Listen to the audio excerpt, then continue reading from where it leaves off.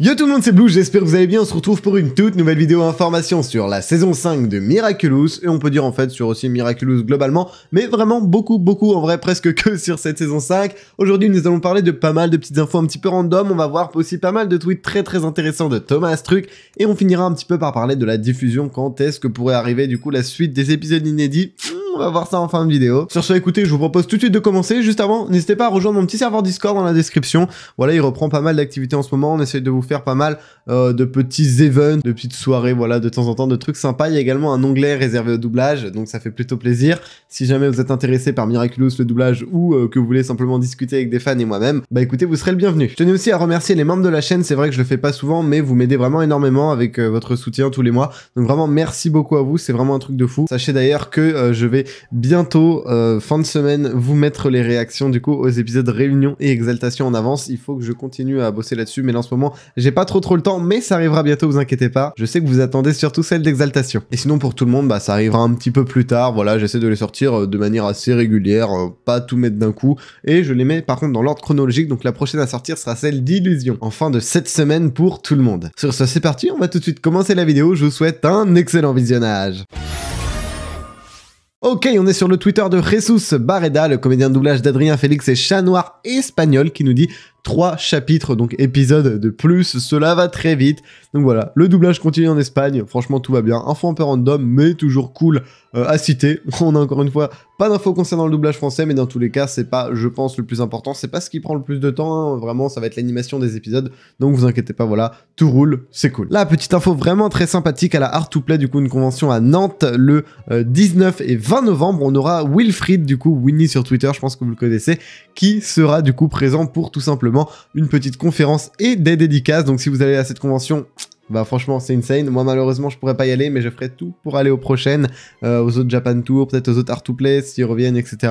Bon là il y a que Winnie, mais voilà, en tout cas bon là c'était assez complexe pour moi, mais les prochaines fois je serai là, parce qu'en plus c'est pas très loin de chez moi, donc bon, un peu dommage. Bon, on va passer quelques petits tweets de Thomas Truc qui nous hype pour la saison 5 évidemment. On a quelqu'un ici qui nous dit que la montée émotionnelle depuis les 4 dernières saisons passées ont vraiment payé, et Thomas qui nous répond bien évidemment, et oui, ça n'aurait pas été si fort si on n'avait pas pris notre temps comme ça. Et c'est vrai que ouais, on peut le voir dans les épisodes de la saison 5, que ce soit en vrai presque tous, tu vois, notamment le dernier Exaltation, frère.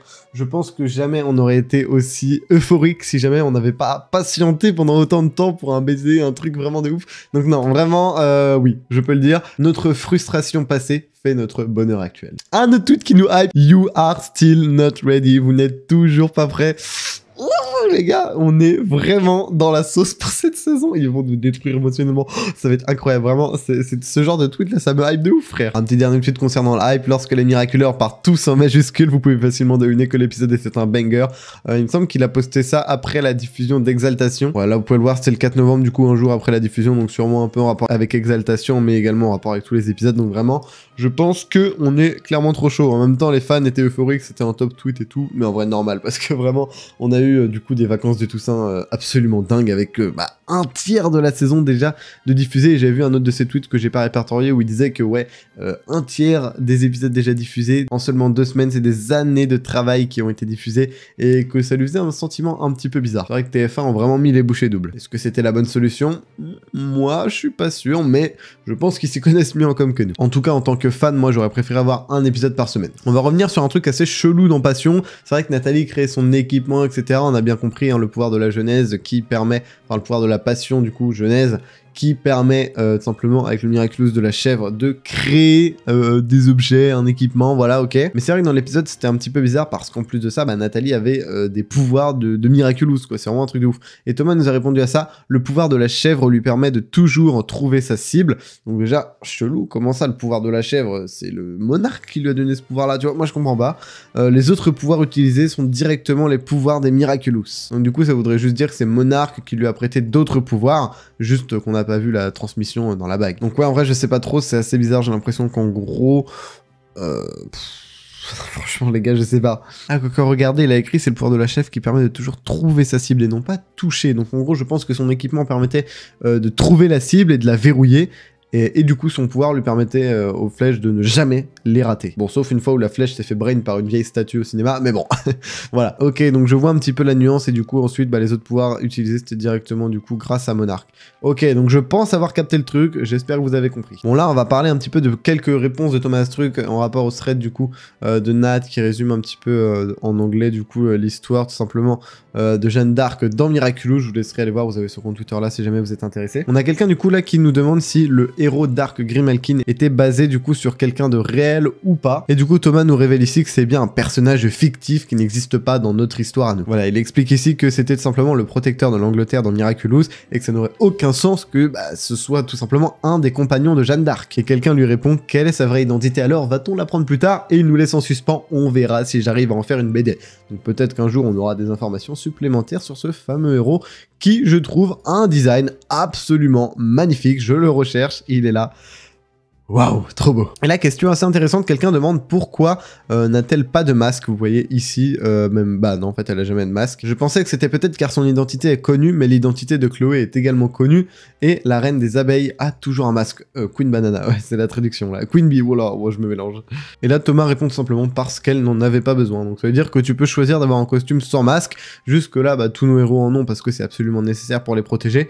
Mais tu vois, là par exemple, juste, elle en avait pas besoin, donc pas de masque. En fait, c'est pas une nécessité absolue. Et quelqu'un demande alors pourquoi, comment il a fait là pour enlever son casque, parce que par exemple on a pu le voir dans Lady Wi-Fi, quand on a essayé de retirer le masque de Ladybug, que ce dernier était magique et qu'on pouvait pas le retirer, il a tout simplement répondu parce qu'il voulait. Donc si on voulait révéler notre identité volontairement, on pourrait théoriquement du coup enlever son masque. Alors après, pas sûr que Ladybug puisse le faire puisque pour l'instant son costume est conditionné pour la protéger, donc même si elle voulait l'enlever, pas sûr que ça marcherait, mais en théorie elle pourrait créer un costume où le masque serait enlevable, si vraiment c'est ce qu'elle voulait. Mais là du coup en l'occurrence forcément ça n'a pas lieu d'être. Et dans ce tweet là, Thomas Truc nous confirme bien l'orthographe du coup des deux héros d'Arc Grimalkin et la Parque Écarlate. Ça pourra toujours servir quand on aura besoin de parler d'eux, au moins dans leur orthographe il a dit que c'était bien comme ça. Bon alors concernant les dates de diffusion, pour RTS du coup on n'a toujours pas de date malheureusement pour du coup ce samedi, attendez c'est le combien? Pour le 21 novembre, vous pouvez voir que à la place de l'épisode qui devrait être tout simplement Illusion, et on a toujours marqué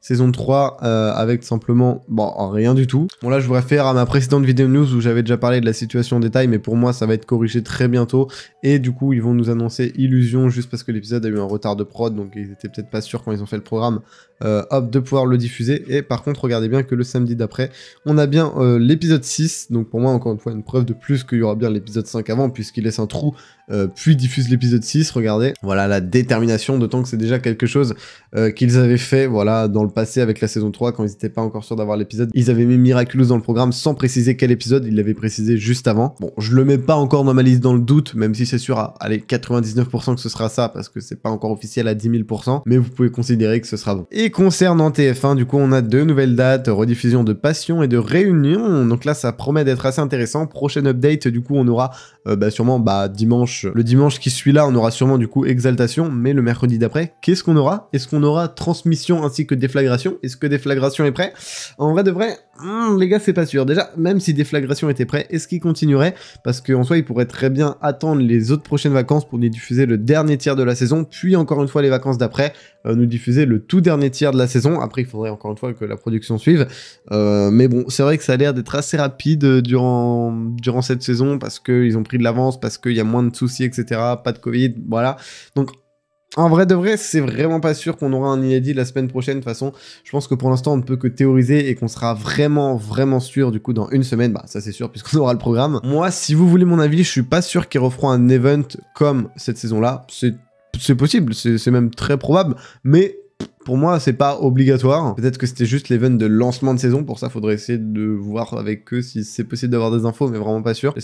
J'essaierai de voir ce que je peux faire à ce niveau-là. Mais sinon, je pense qu'il y aura moyen également que ce soit une diffusion un peu comme les saisons 4. Du coup, dès qu'ils ont un épisode ou quelques épisodes qui suivent, bam, ils nous les mettent sans forcément nous mettre tout d'un coup et juste un ou deux par semaine. Voilà, vu que là, ce sera mercredi et dimanche, donc peut-être du coup 2 par semaine. Je vous avoue que je suis assez hype la semaine prochaine pour voir le programme, qu'est-ce qu'ils vont bien pouvoir nous mettre. Dans tous les cas, considérez que si Déflagration n'est pas après, il y aura pas de transmission sans déflagration. Ça, c'est quasi impossible. Il me semble qu'ils ont toujours diffusé les doubles épisodes en même temps, tu vois. Donc très peu probable, voire impossible qu'il y ait juste transmission. En tout cas, moi, ce que j'espère, c'est que cette fois, ils me laisseront un petit peu respirer et ne pas refaire un putain d'event avec plein d'épisodes d'un coup, parce que c'est vraiment super éprouvant pour moi. Même si j'imagine que pour eux, c'est plutôt pas mal. Mais pour moi, c'est chiant, donc s'il vous plaît. Et en vrai, c'est quand même cool de faire durer le plaisir, je trouve. Donc voilà, franchement, ça serait bien, un épisode par semaine. On verra bien. Dans tous les cas, vidéo semaine prochaine pour vous tenir au courant de l'avancée de cette situation. J'espère que cette vidéo vous aura été utile et qu'elle vous aura plu. Si c'est le cas, vous savez ce qu'il vous reste à faire. Je vous mets ma liste des rediffusions, ça peut toujours être utile. N'hésitez pas à la partager, à la screen en me mentionnant sur les réseaux, etc. Je vous reposterai avec plaisir. Sur ça, c'était Blue. Écoutez, moi je vous dis à la prochaine. À plus.